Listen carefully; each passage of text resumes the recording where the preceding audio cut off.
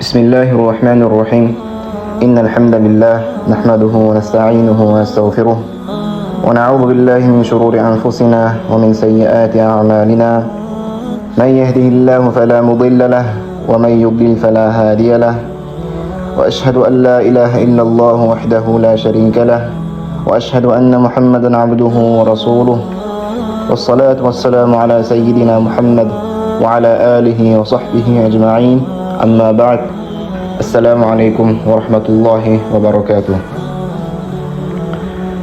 Allah Taologa hamd va sanolar bo'lsin. Payg'ambarimiz Muhammad Mustafa sallallohu alayhi vasallamga, ahli baytlariga va sahobalariga salovat va salomlar bo'lsin. Birodarlar, avvalgi darsimizda namozning dindagi o'rni haqida suhbatlashdik.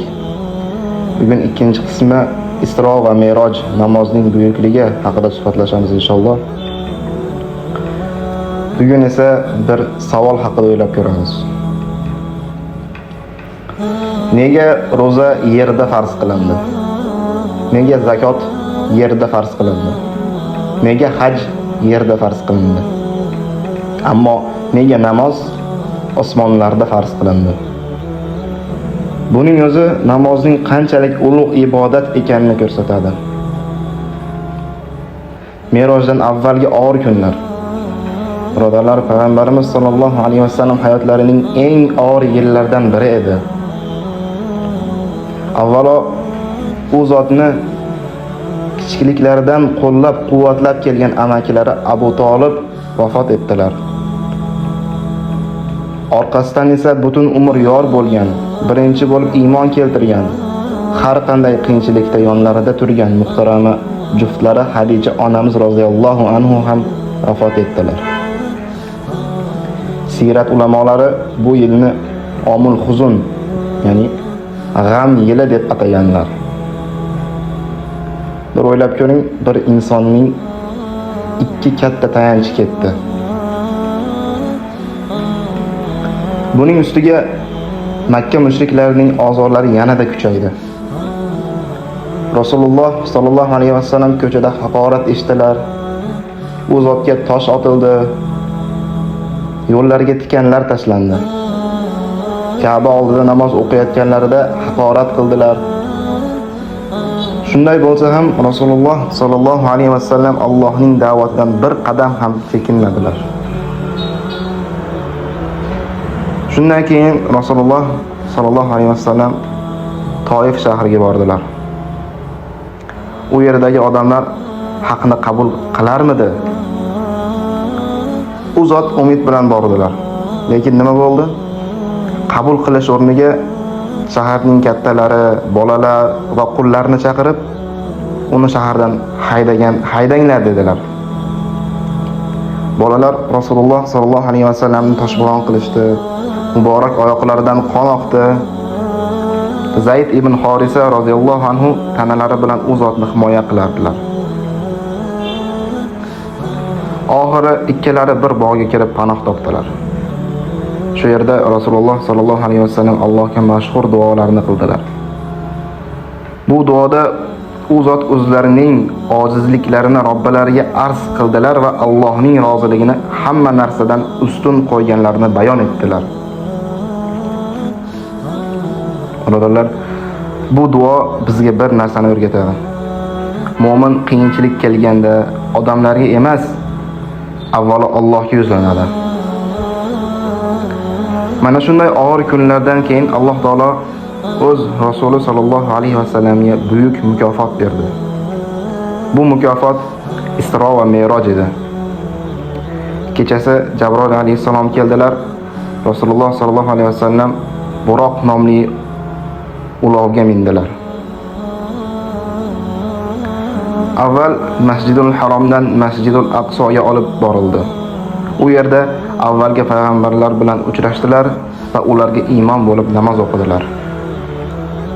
Bu voqea nimaga dalolat qiladi desa, bu Muhammad sallallohu alayhi vasallam barcha payg'ambarlarning risolatini tasdiqlovchi va ularning oxirgisi ekanlariga ishonardi. Ya'ni ularning oxirgisi ekanlariga ishoradir, payg'ambarimizning oxirgi ekanligiga ishoradir. Keyin Jabron alayhissalom bilan birga osmonlarga ko'tarildilar. Birinchi osmondan Odam alayhissalomni ko'rdilar. Ikkinchi osmondan Yahyo va Iso alayhissalom bilan uchrashdilar. Uchinchi osmonda Yusuf alayhissalom, to'rtinchi Idris alayhissalom, beshinchida Harun alayhissalom, oltinchida Muso alayhissalom, yettinchida esa Ibrohim alayhissalom bilan uchrashdilar. Har bir payg'ambar Rasululloh sollallohu alayhi vasallamdan duo bilan qarshi oldi. Bu voqealar sahih hadislarda kelgan va musulmonlar uchun siyratning muhim qismidir bu. So'ngra Rasululloh sollallohu alayhi vasallamni Sidratul Muntahogacha olib chiqdilar. U yerda Alloh taolo ummatga 50 vaqt namozni farz qildi. Qaytishda Muso alayhissalom ummatingiz buni bajara olmaydi, Robbingizdan yengillik so'rang dedilar. Rasululloh sollallohu alayhi vasallam yana Robbilariga qaytdilar. Shunday qilib namozlar soni bir necha marta kamaytirildi. Oxirida 5 vaqt namoz farz qilindi. Lekin savobi 50 vaqt qilib qoldirildi.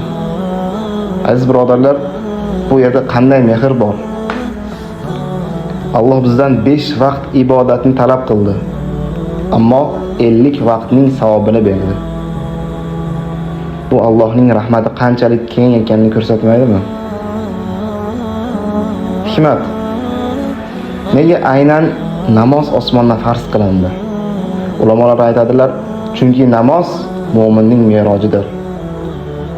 Qanday qilib Rasululloh sollallohu alayhi vasallam osmonga ko'tarilgan bo'lsalar, mu'min ham har bir namozda qalbi bilan Robbisiga yaqinlashadi. Shuning uchun namozni shoshib o'qimaylik.